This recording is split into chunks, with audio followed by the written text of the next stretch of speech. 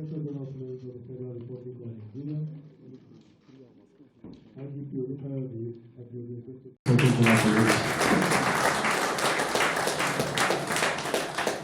The IGP is time for questions from. What's your reaction to this? What's the piece between about the proliferation of arms that's leading to attacks in?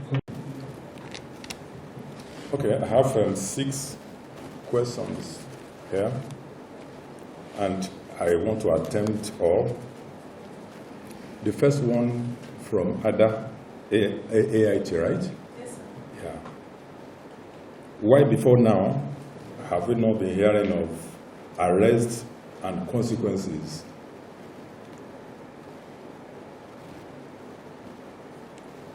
I don't think that we have not been hearing of arrests and consequences. I'm aware that the first PRO and the PROs in the commands have always been making it public when they make arrests, when arrests are made.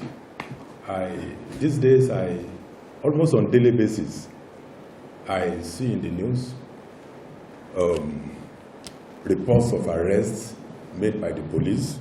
But if you are talking about arrests of these attackers, I can remember in the Benue, there was a plateau issue before Benue.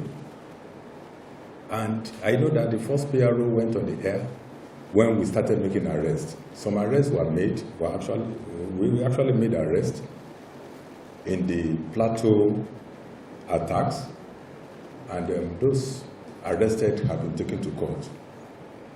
Maybe we need to do more with our publicity. First PRO, yes. That's a challenge to you. Make sure that when these arrests are made, you ensure that they are very well publicized. Okay?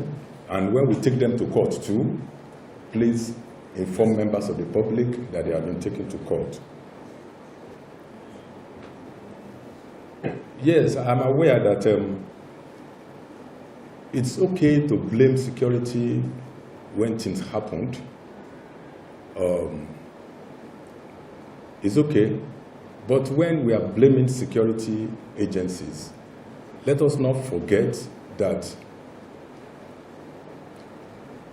the terrain is vast, and some of this terrain are also difficult. Some with no access road, some mountainous, some with no telecommunication network. These are challenges. I'm not saying this as an excuse. I'm not giving excuses. I'm only saying it for you to know that we are aware of these limitations and that we are working seriously to address these challenges. I want to thank Mr. President for the support that he has been giving us. We cannot possibly deploy personnel to cover all the spaces. It's a vast terrain. And these communities are scattered all over. You have thousands of them, isolated, scattered all over. So it's not possible for us to deploy our personnel to cover all the spaces. We can't possibly cover every square meter of the space. But I can tell you that what we cannot cover with manpower, we will cover with technology. And very soon, we will sit down in our offices and see the criminals committing crimes on the streets, even in the far remote areas of our communities. We will be able to sit down in our offices and see them and even respond to them. So that time is coming very soon. We are working on it. And it's going to happen. In the life of this administration, it's going to happen.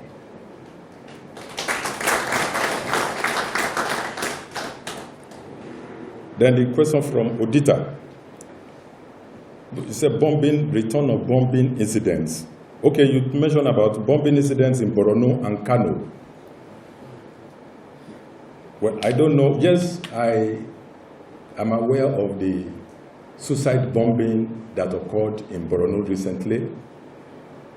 But in Kano, there was no bombing in Kano.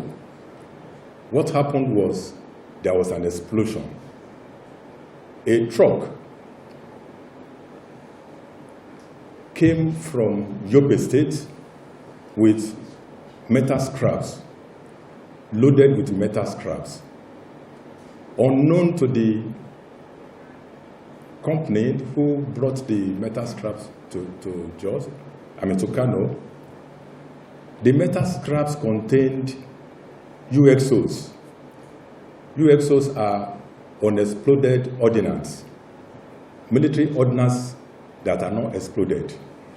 They look like metals. If you see them in battle areas where the military have operated. When you see them, they look like normal metals. So these scavengers will pick them and put them in their scraps. And that was what happened in Kano.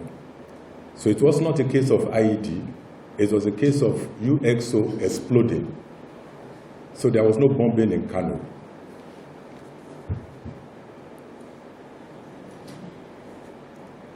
Then the third one was on what is the police doing about proliferation of light weapons.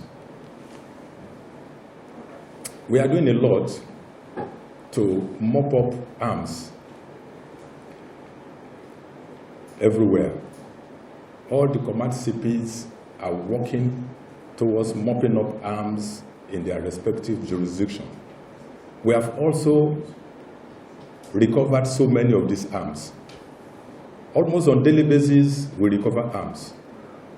In the Yelwata attack, we made arrests and we recovered arms. 2 GPMG were recovered by our IRT. 2 GPMG and 8 AK-47 rifles. So these arms we recover on daily basis. And I can also assure you that a lot is being done to address the porosity of our borders, where these illicit arms come from. So the police are doing a lot. Then the fourth one is from Olayemi Eson.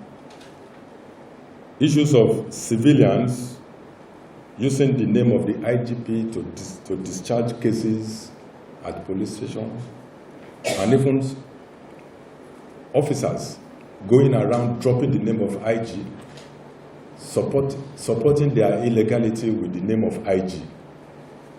We have warned severally, we have alerted members of the public severally through several publications, alerting members of the public that some individuals are fond of dropping the name of the Inspector General of Police. The IGP would not want to be associated with anything that is illegal or anything that is dirty. So even when police officers go around and say that they are from IG, while perpetrating their illegality,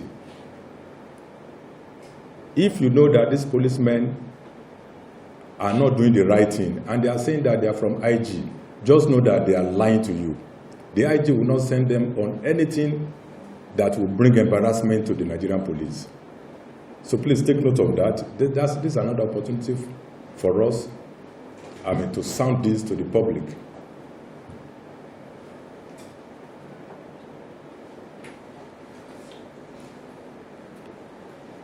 Then,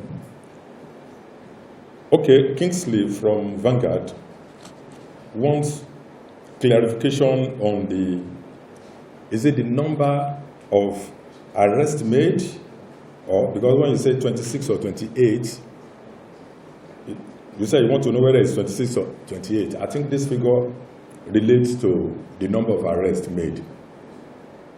28 of them were initially arrested, but 2 were found they were not suspects per se, there were 2 of them were the people used by IRT to arrest some of these suspects. So they were not suspects. So there were 26, not 28, that were arrested.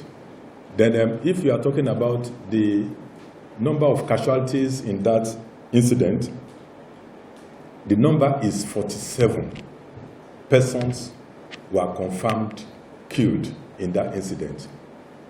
That's the number you can verify. All other figures you hear, they cannot be substantiated. You can't verify them. 47 persons were killed. But you see, sometimes you hear 49. Some people say 49, some will say 47. 47 persons were killed, then 2 bandits were neutralized.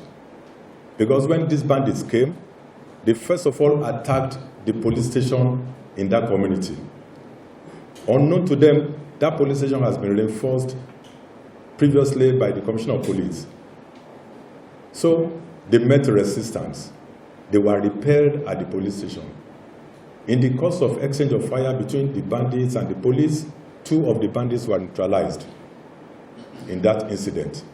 So when you hear 49, just know that 2 out of that 49 are bandits neutralized by the police in that incident, while 47 persons were innocent villagers that were gruesomely murdered in that attack. Then Festus, your question, if I get it right, is that people who abuse government officials are being arrested by the police. No, we don't arrest anybody for abusing anybody. Have you not seen how they abuse the IG on the social media? Have you heard we arrested anybody for abusing the IG? They have been abusing me. I don't care about the abuse. You can abuse me, you can criticize me. If your criticism is constructive, it's going to help me to be on my toes. I will do more. So I welcome criticism. You can abuse me if you like. I don't care. So we will not arrest anybody for abusing government officials. But the Cybercrime Act makes it an offense, a criminal offense, for anybody to publish falsehood against anybody, whether public official or private individual. If you publish falsehood that can injure the personality of that other person, it's an offense. It's a criminal offense. Before the Cybercrime Act, it was a civil offense. Then the complainant will be advised to go and take civil action. But with the Cybercrime Act that we have, if you publish falsehood against any individual, you are committing a criminal offense and you can be picked up, you can be arrested and charged to court. If we arrest you for such offense, we don't take you to our houses or anywhere, we take you to the court. So the police will not arrest anybody who abuses a government official. But if you publish falsehood against that public official and the public official complain against you, you are liable to arrest. We will arrest you and charge you to court. I know many times falsehood have been published against me and I will just be quiet. It's because of my sensitive position. If I were to be a private individual, I will complain against them and I will go after them. I hope that is clear. Yeah. Okay, yeah, you said some people were saying that Abuja is not safe. Who said so? US Embassy. They said Abuja is not safe.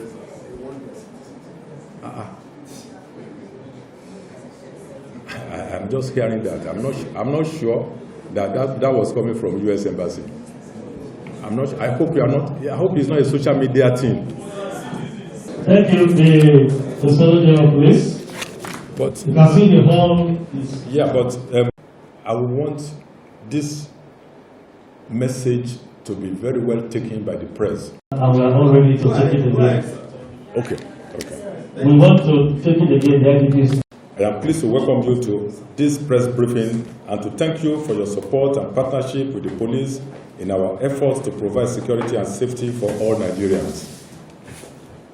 As you will all recall, on June 13, 2025, between the hours of 20:30 hours and 0200 hours, armed militias invaded the Yelwata community in Guma local government area of Benue State, killing and maiming any soul on sight. The invaders rampaged and pillaged the community, setting several houses ablaze and maliciously destroying other properties and people's means of livelihood. It was a coordinated attack of terror against the community. In this senseless and barbaric attack, 47 persons were confirmed killed, 27 persons sustained various degrees of injuries, while hundreds others have been displaced but not dead. The police and other security agencies responded with adequate deployment of personnel and resources, including deployment of tactical units and special forces to restore confidence in the affected community and neighboring communities. Also immediately deployed were detectives from our intelligence response team, who swung into action, launching a manhunt for the perpetrators of the heinous crime. I am pleased to inform you today that 26 persons directly connected to this crime have so far been arrested and their weapons recovered.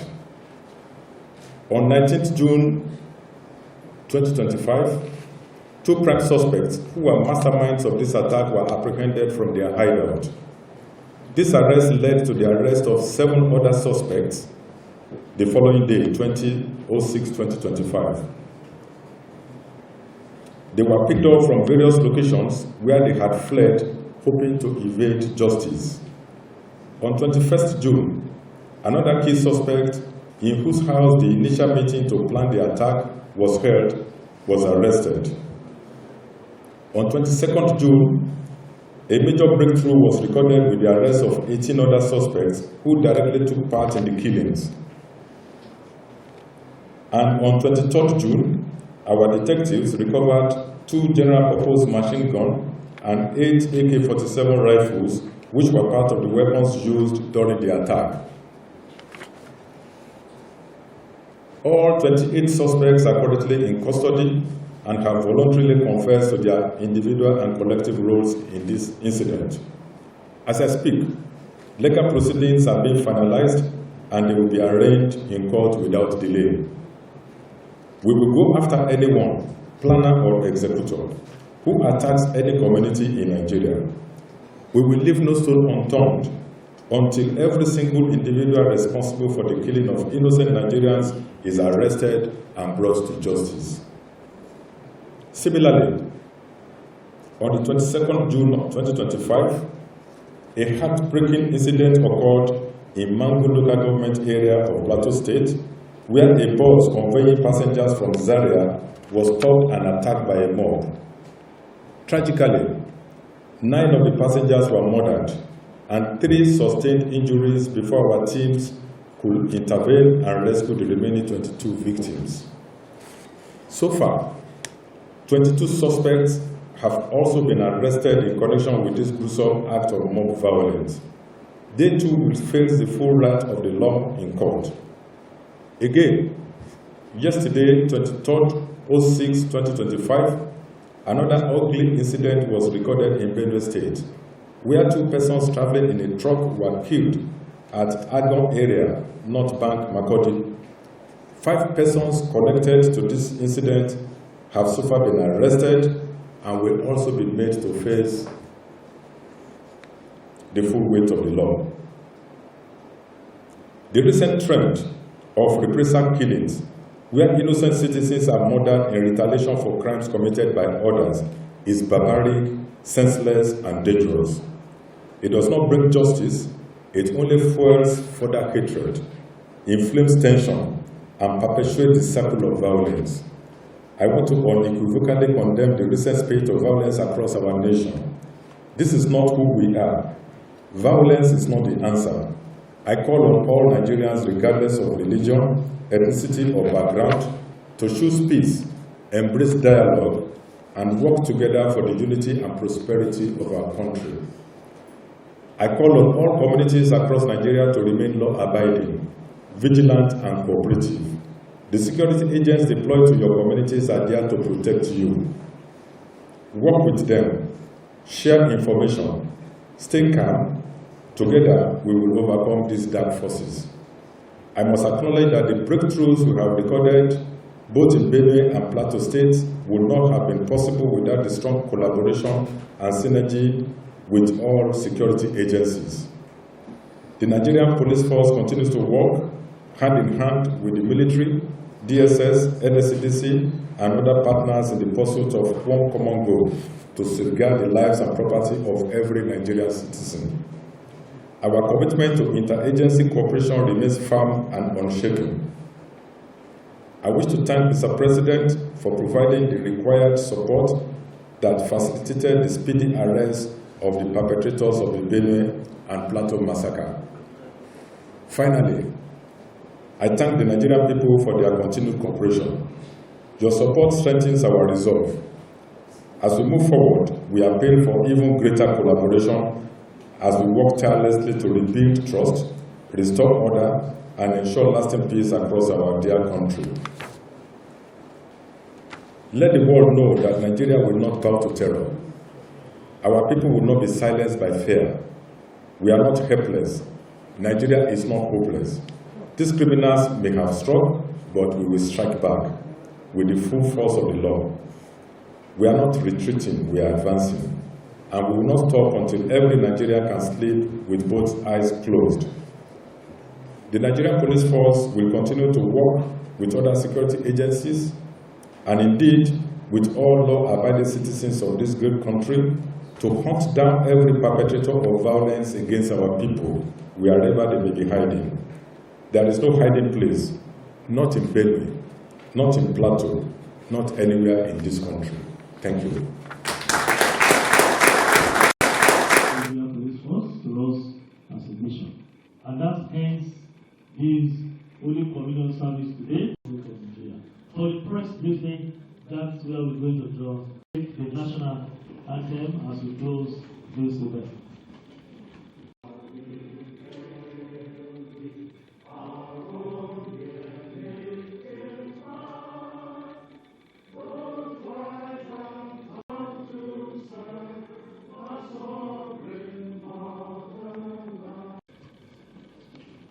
Thank you, the IGP. Thank you, members of the Force Management team, for your time and commitment. Thanks to all our very senior officers who have come to this place, particularly our tactical teams who have put smiles on our faces today. God bless you. Thank you so much. Thank you, everyone. Gentlemen of the press, thank you. You can withdraw